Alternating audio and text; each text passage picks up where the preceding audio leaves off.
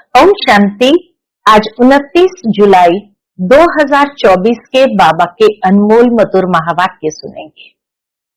आज की बाबा की मुरली है पढ़ाई। बाबा कहे, बच्चे तुम कहाँ बैठे हो?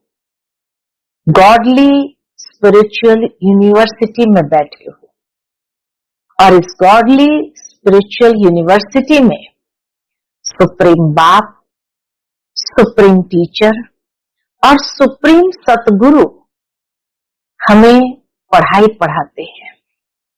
इसलिए बाबा कहे तुम बच्चों को कभी भी पढ़ाई को मिस नहीं करना है। पढ़ाई को ही मिस कर देंगे तो कैरेक्टर्स कैसे सुधरेंगे? बाबा कहे बाबा आए हैं तुम बच्चों को दैवी कैरेक्टर्स वाला बनाने के लिए, और इस पढ़ाई से ही तुम्हारे कैरेक्टर्स दिव्य बनते जा रहे हैं। दुनिया में मनुष्य के कैरेक्टर्स गिरते जा रहे हैं और ज्ञान के माध्यम से हमारे कैरेक्टर्स सर्वश्रेष्ठ बन जाते हैं। तो एक तरफ बाबा इस यूनिवर्सिटी में ज्ञान और विज्ञान दो सब्जेक्ट मुख्य पढ़ाते हैं।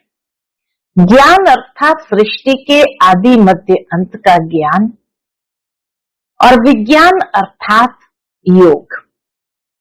तो योग के द्वारा कैसे हम निरोगी बनते हैं, योग के द्वारा ही हम पतित से पावन बनते हैं और योग के माध्यम से ही आत्मा शुद्ध पवित्र बनती है।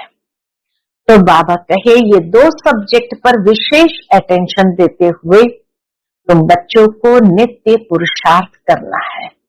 तो सुनते हैं आज के बाबा के अनमोल मधुर महावाक्य। ओम शांति। मीठे बच्चे, बाबा आए हैं तुम्हें ज्ञान रत्न देने, मुरली सुनाने। इसलिए तुम्हें कभी भी मुरली मिस नहीं करनी है। मुरली से प्यार नहीं तो बाप से प्यार नहीं। आज बाबा ने बहुत सुंदर ये बात कह दिया, मुरली से प्यार नहीं तो बाप से प्यार नहीं। जिससे प्यार होता है उसकी हर बात से भी प्यार होता है। आज की मुरली से प्रश्न है, सबसे अच्छा कैरेक्टर कौन सा है जो तुम इस नॉलेज से धारण करते हो? उत्तर, वाइसलेस बनना ये सबसे अच्छा कैरेक्टर है। तुम्हें नॉलेज मिलती है कि ये सारी दुनिया विशेष है। विशेष माना ही कैरेक्टरलेस। बाप आया है वाइसलेस वर्ल्ड स्थापन करने। वाइसलेस देवताएं कैरेक्टर वाले हैं। कैरेक्टर सुधरते हैं बाप की याद से। ओम शांति। बच्चे, तुम्हें पढ़ाई कभी मिस नहीं करना है। बाबा की मुरली आरंभ ही हो रही है कि पढ़ाई कभी मिस नहीं करना है। अगर पढ़ाई मिस की तो पद से भी मिस हो जाएंगे। मीठे मीठे रूहानी बच्चे कहाँ बैठे हैं? बाबा पूछते कहाँ बैठे हैं? गॉडली स्पिरिचुअल यूनिवर्सिटी में। बच्चों को यह भी पता है कि हर 5000 वर्ष बाद हम इस यूनिवर्सिटी में दाखिल होते हैं। यह भी तुम बच्चे जानते हो, बाप बाप भी है, टीचर भी है, गुरु भी है। वैसे गुरु की मूर्ति अलग, बाप की अलग, टीचर की अलग होती है। यह मूर्ति एक ही है। एक ही मूर्ति में तीनों समाये हुए हैं, परंतु है तीनों ही, अर्थात बाप भी बनते हैं, टीचर भी बनते हैं, गुरु भी बनते हैं। मनुष्य की लाइफ में यह तीन मुख्य है, बाप, टीचर, गुरु। ये तीन मुख्य है। तो बाबा कहे बाप, टीचर, गुरु वही है। तीनों पार्ट खुद बजाते हैं। एक एक बात समझने से ही तुम बच्चों को बहुत खुशी होनी चाहिए। जितना जितना एक एक बात को यथार्थ रीति समझते जाएंगे, बाबा कहे तुम्हें बहुत खुशी होनी चाहिए। और ऐसी त्रिमूर्ति यूनिवर्सिटी में बहुतों को ले आकर दाखिल कराना चाहिए। बाबा कहे ये यूनिवर्सिटी है त्रिमूर्ति यूनिवर्सिटी, तो ऐसी यूनिवर्सिटी में बहुतों को ले आकर दाखिल करना चाहिए। जिस जिस यूनिवर्सिटी में पढ़ाई अच्छी होती है तो वहां पढ़ने वाले दूसरों को कहते हैं इस यूनिवर्सिटी में पढ़ो, यहाँ नॉलेज अच्छी मिलती है और कैरेक्टर्स भी सुधरते हैं। तुम बच्चों को भी दूसरों को ले आना है, माताएं माताओं को, पुरुष पुरुषों को समझाएं। देखो ये बाप भी है, टीचर भी है, गुरु भी है, ऐसे समझाते हैं व नहीं, वह तो हर एक अपने दिल से पूछे। बाबा जैसे बच्चों को समझाते हैं, बाबा कहे ऐसे समझाते हैं व नहीं, वह तो हर एक अपने दिल से पूछे। कभी अपने मित्र संबंधियों सखियों को समझाते हैं कि सुप्रीम बाप भी है, सुप्रीम टीचर भी है, सुप्रीम गुरु भी है। हर एक अपने अपने नजदीकी जो है उसको बाबा कहे समझाओ। बाप सुप्रीम देवी देवता बनाने वाला है, बाप आप समान बाप नहीं बनाते, बाकी उनकी जो महिमा है उसमें आप समान बनाते हैं। बाप का काम है परवरिश करना और प्यार करना। बाप का काम है एक तो परवरिश करना, दूसरा बच्चों को प्यार करना। ऐसे बाप को जरूर याद करना है, उनकी भेंट और कोई से हो न सके। बल कहते हैं गुरु से शांति मिलती है, परंतु यह तो विश्व का मालिक बनाते हैं। ऐसे भी कोई नहीं कहेंगे कि हम सब आत्माओं का बाप हो। ये किसको पता नहीं है कि सभी आत्माओं का बाप कौन हो सकता है। एक बेहद का बाप जिसे हिंदू, मुसलमान, क्रिश्चियन आदि सब गॉड फादर जरूर कहते हैं। एक ही बेहद का बाप जिसे हिंदू, मुसलमान, क्रिश्चियन आदि सब गॉड फादर कहते हैं। बुद्धि जरूर निराकार तरफ जाती है। ये किसने कहा? आत्मा ने कहा गॉड फादर, तो जरूर मिलना चाहिए। फादर सिर्फ कहे और कभी मिले ही नहीं तो वो फादर कैसे हो सकता? सारी दुनिया के बच्चों की जो आश है वो पूर्ण करते हैं। सबकी कामना रहती है कि हम शांति धाम में जाएं। दुनिया में हर एक की ये कामना रहती है हम मोक्ष को पाए, शांति धाम में जाए। आत्मा को घर याद पड़ता है। आत्मा रावण राज्य से थक गई है। इस दुनिया में बाबा कहे आत्मा रावण राज्य में थक गई है। अंग्रेजी में भी कहते हैं ओ गॉड फादर लिबरेट करो। तमो प्रधान बनते बनते, पाठ बजाते बजाते शांति धाम चले जाएंगे। फिर पहले सुख धाम में आते हैं। ऐसे नहीं पहले पहले आकर विशेष बनते हैं, नहीं।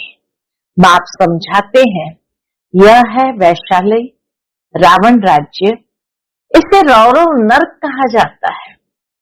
भारत में व इस दुनिया में कितने शास्त्र, कितनी पढ़ाई की पुस्तकें हैं, ये सब खत्म हो जाएंगे। बाप तुमको यह जो सौगात देते हैं वो कभी जलने वाली नहीं है। इतना अमूल्य ज्ञान देते हैं, बाबा कहे ये कभी जलने वाली नहीं है। यह है धारण करने की। जो काम की चीज नहीं होती है उसको जलाया जाता है। ज्ञान कोई शास्त्र नहीं जो जलाया जाए। तुमको नॉलेज मिलती है जिससे तुम 21 जन्म पद पाते हो। ऐसे नहीं कि इनके शास्त्र है जो जला देंगे, नहीं। ये ज्ञान आपे ही प्रायलोप हो जाता है।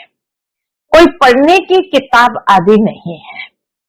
ज्ञान विज्ञान भवन नाम भी है, परंतु उनको पता नहीं है कि यह नाम क्यों पड़ा है, इसका अर्थ क्या है। ज्ञान विज्ञान की महिमा कितनी भारी है। ज्ञान अर्थात सृष्टि चक्र की नॉलेज जो अभी तुम धारण करते हो। विज्ञान माना शांति धाम। ज्ञान से भी तुम परे जाते हो। ज्ञान में पढ़ाई के आधार से फिर तुम राज्य करते हो। तुम समझते हो हम आत्माओं को बाप आकर पढ़ाते हैं, नहीं तो भगवान वाच गुम हो जाए। भगवान कोई शास्त्र थोड़ी पढ़कर आते हैं। भगवान में तो ज्ञान विज्ञान दोनों है। जो जैसा होता है वैसा बनाते हैं। यह है बहुत सूक्ष्म बातें। ज्ञान से विज्ञान बहुत सूक्ष्म है। ज्ञान से भी परे जाना है। ज्ञान स्थूल है, हम पढ़ाते हैं, आवाज होता है ना। विज्ञान सूक्ष्म है, इसमें आवाज से परे शांति में जाना होता है। जिस शांति के लिए ही भटकते हैं, सन्यासियों के पास जाते हैं, परंतु जो चीज बाप के पास है वह दूसरा कोई से मिल नहीं सकती। बाबा के शांति सिर्फ बाप के पास है तो दूसरा कोई से भी मिल नहीं सकती। हठयोग करते, खड्डे में बैठ जाते, परंतु इससे कोई शांति मिल न सके। यहाँ तो तकलीफ की कोई बात नहीं। पढ़ाई भी बहुत सहज है। 7 रोज का कोर्स उठाया जाता है। 7 रोज का कोर्स करके फिर भल कहाँ भी बाहर चला जाए, ऐसे और कोई जिस्मानी कॉलेज में कर न सके। तुम्हारे लिए कोर्स ही यह 7 रोज का है। सब समझाया जाता है, परंतु 7 रोज कोई दे न सके। दुनिया में 7 रोज भी कोई दे न सके। बुद्धियों कहाँ न कहाँ चला जाता है। तुम तो भट्ठी में पड़े, कोई की शक्ल नहीं देखते थे, कोई से बात नहीं करते थे, बाहर भी नहीं निकलते थे। तपस्या के लिए सागर के कंठे पर जाकर बैठते थे याद में। जब कराची में थे 14 साल की याद की भट्ठी में, तो बाबा कहे कहीं भी नहीं जाते थे, सिर्फ तपस्या के लिए कभी सागर के कंठे पर जाकर बैठते थे याद में। उस समय ये चक्र नहीं समझा था, ये पढ़ाई नहीं समझते थे। पहले पहले तो बाबा से योग चाहिए, बाप का परिचय चाहिए, फिर पीछे टीचर चाहिए। पहले तो बाप के साथ योग कैसे लगाएं यह भी सीखना पड़े, क्योंकि यह बाप है अशरीरी। अशरीरी के साथ योग कैसे लगाना ये भी सीखना पड़े। दूसरे तो कोई मानते ही नहीं, कहते हैं गॉड फादर ओमनी प्रेजेंट है, बस सर्वव्यापी का ज्ञान ही चला आता है। अभी तुम्हारी बुद्धि में वह बात नहीं है। तुम तो स्टूडेंट हो। बाप कहते हैं अपना धंधा आदि भल करो, परंतु क्लास जरूर पढ़ो। गृहस्थ व्यवहार में भल रहो। अगर कहते स्कूल में नहीं जाना है तो फिर बाप भी क्या करे। अरे भगवान पढ़ाते हैं, भगवान भगवती बनाने। भगवान वाच मैं तुमको राजाओं का राजा बनाता हूं, तो क्या भगवान से राजयोग नहीं सीखेंगे। भगवान आकर के हमें राजाओं का राजा बनाते हैं, तो क्या भगवान से राजयोग नहीं सीखेंगे। ऐसे कौन ठहर सकेंगे। इसलिए ही तुम्हारा भागना हुआ। विष से बचने के लिए भागे। तुम आकर भट्ठी में पड़े, जो कोई देख न सके, मिल न सके, कोई को देखते ही नहीं थे, तो फिर दिल किससे लगाए। ये बच्चों को निश्चय भी है कि भगवान पढ़ाते हैं, फिर भी बहाना करते हैं। बीमारी है, ये काम है, बाप तो बहुत सिफ्ते दे सकते हैं। हम बाबा कहे ऊंचे से ऊंचा भगवान आकर पढ़ाते हैं, फिर भी बहाना करते हैं। क्या कहते हैं? बाबा बीमार है, ये काम है। बाप तो बहुत सिर्फ दे सकते हैं। आजकल स्कूल में शिफ्ट बहुत देते हैं। यहाँ कोई जास्ती पढ़ाई तो है नहीं, सिर्फ अलफ और बे को समझने लिए बुद्धि अच्छी चाहिए। अलफ और बे ये याद करो, सभी को बताओ। त्रिमूर्ति तो बहुत बनाते हैं, परंतु ऊपर में शिव बाबा दिखलाते नहीं। ये थोड़ी समझते हैं गीता का भगवान शिव है, जिस द्वारा ये नॉलेज लेकर विष्णु बनते हैं। राजयोग है ना। अभी यह है बहुत जन्मों के अंत का जन्म, कितनी सहज समझानी है। किताब आदि तो कुछ भी हाथ में नहीं है, सिर्फ एक बैज हो, उसमें भी सिर्फ त्रिमूर्ति का चित्र हो, जिस पर समझाना है कि बाप कैसे ब्रह्मा द्वारा पढ़ाई पढ़ाकर विष्णु समान बनाते हैं। कई समझते हैं हम राधे जैसा बने। हम बाबा कहे कई समझते हैं हम राधे जैसा बने। कलश तो माताओं को मिलता है, गोया राधे के बहुत जन्म के अंत में उनको कलश मिलता है। ये राज भी बाप ही समझा सकते हैं और कोई मनुष्य मात्र जानते नहीं। तुम्हारे पास सेंटर पर कितने आते हैं? कोई तो एक रोज आते, फिर 4 रोज नहीं।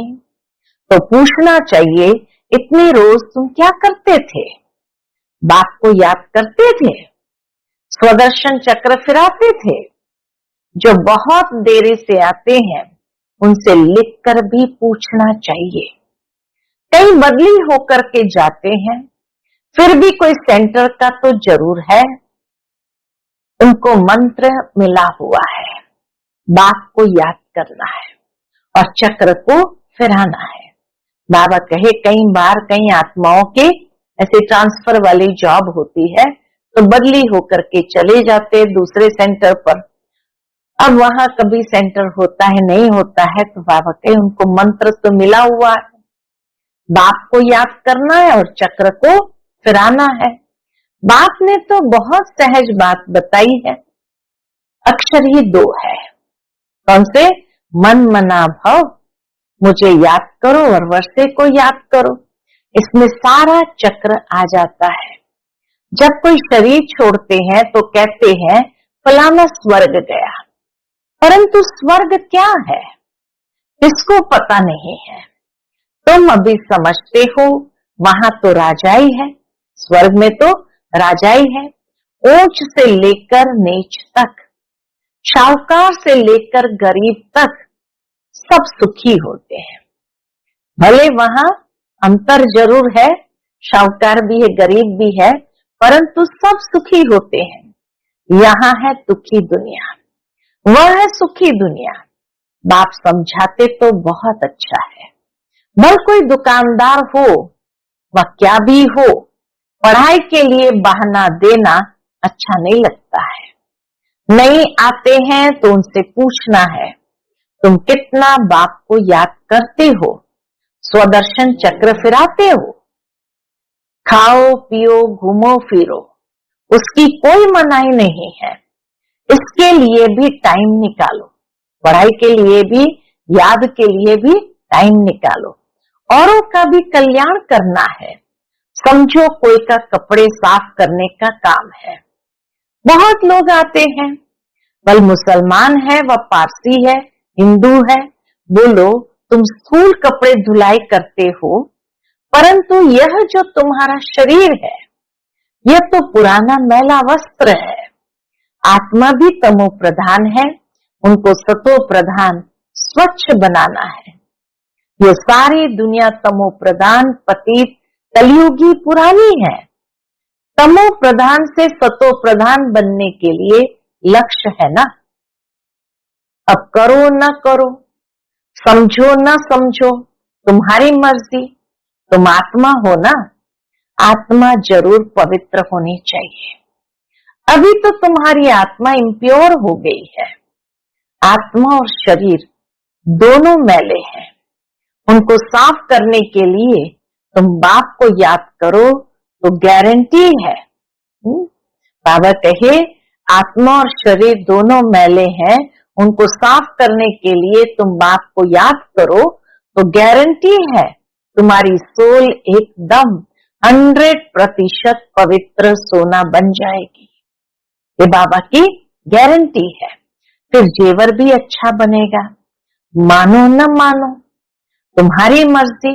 यह भी कितनी सर्विस हुई। डॉक्टर्स पास जाओ, कॉलेजों में जाओ, बड़ों बड़ों को जाकर समझाओ कि कैरेक्टर बहुत अच्छा होना चाहिए। यहाँ तो सब है कैरेक्टरलेस। बाप कहते वाइसलेस बनना है। वाइसलेस दुनिया थी ना, अभी विशेष है। अर्थात विशेष दुनिया है माना कैरेक्टरलेस है। कैरेक्टर बहुत खराब हो गए हैं। बाबा कहे दुनिया में मनुष्य के कैरेक्टर बहुत खराब हो गए हैं। वाइसलेस बनने के बिना सुधरेंगे नहीं। यह मनुष्य है ही कामी। अभी विशेष दुनिया से वाइसलेस वर्ल्ड एक बाप ही स्थापन करते हैं। बाकी पुरानी दुनिया विनाश हो जाएगी। ये चक्र है ना, इस गोले में समझानी बहुत अच्छी है। यह वाइसलेस वर्ल्ड थी जहां देवी देवता राज्य करते थे। अभी वो कहां गए। आत्मा तो विनाश होती नहीं, एक शरीर छोड़ दूसरा लेती है। देवी देवताओं ने भी 84 जन्म लिए हैं। अभी तुम सयाने बने हो, आगे तुमको कुछ भी पता नहीं था। अभी ये पुरानी दुनिया कितनी गंदी है। तुम फील करते हो। क्या फील करते हो? बाबा जो कहते हैं वह तो बरोबर ठीक है। वहां तो है ही पवित्र दुनिया। यह पवित्र दुनिया न होने कारण अपने पर देवता के बदले हिंदू नाम रख दिया है। हिंदुस्तान में रहने वाले हिंदू कह देते हैं देवताएं हैं स्वर्ग में। अभी तुम इस चक्र को समझ गए हो। जो जो सेंसिबल है वह अच्छी रीति समझते हैं। तो जैसे बाप समझाते हैं ऐसे फिर बैठ रिपीट करना चाहिए। मुख्य मुख्य अक्षर नोट करते जाओ, फिर सुनाओ। बाप ने यह पॉइंट सुनाई है। बोलो मैं तो गीता का ज्ञान सुनाता हूँ। बाबा कहे बोलो मैं तो गीता का ज्ञान सुनाता हूँ। ये गीता का ही युग है। 4 युग है, यह तो सब जानते हैं। यह है लीप युग, छोटा सा। इस संगम युग का किसको भी पता नहीं है। तुम जानते हो यह पुरुषोत्तम संगम युग है। मनुष्य शिव जयंती भी मनाते हैं, परंतु वह कब आए, क्या किया, ये जानते नहीं। शिव जयंती के बाद है कृष्ण जयंती, फिर राम जयंती। जगत अम्बा जगत पिता की जयंती तो कोई मनाते नहीं। जगत पिता जगत अम्बा की जयंती तो कोई मनाते नहीं। सब नंबरवार आते हैं ना। अभी तुमको ये सारी नॉलेज मिलती है। अच्छा, मीठे मीठे सिकिलते बच्चों प्रति माता पिता बाप दादा का याद प्यार और गुड मॉर्निंग। रूहानी बाप की रूहानी बच्चों को नमस्ते। हम सब रूहानी बच्चों की रूहानी माता पिता बाप दादा को याद प्यार, गुड मॉर्निंग और नमस्ते नमस्ते। शुक्रिया बाबा, शुक्रिया। आज की मुरली से धारणा के लिए मुख्य सार है। पहली पॉइंट, हमारा बाप सुप्रीम टीचर, सुप्रीम सतगुरु है। ये बात सबको सुनानी है। अलफ और बे की पढ़ाई पढ़ानी है। दूसरी पॉइंट, ज्ञान अर्थात सृष्टि चक्र की नॉलेज को धारण कर स्वदर्शन चक्रधारी बनना है। और विज्ञान अर्थात आवाज से परे शांति में जाना है। 7 रोज का कोर्स लेकर फिर कहां भी रहते पढ़ाई करनी है। आज का बाप दादा का मधुर वरदान हम बच्चों के प्रति है, सेवा में मान शान के कच्चे फल को त्याग, सदा प्रसन्न चित्त रहने वाले अभिमान मुक्त भव।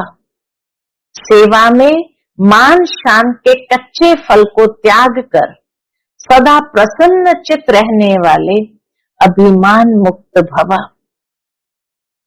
रॉयल रूप की इच्छा का स्वरूप, रॉयल रूप की इच्छा का स्वरूप नाम, मान और शान है।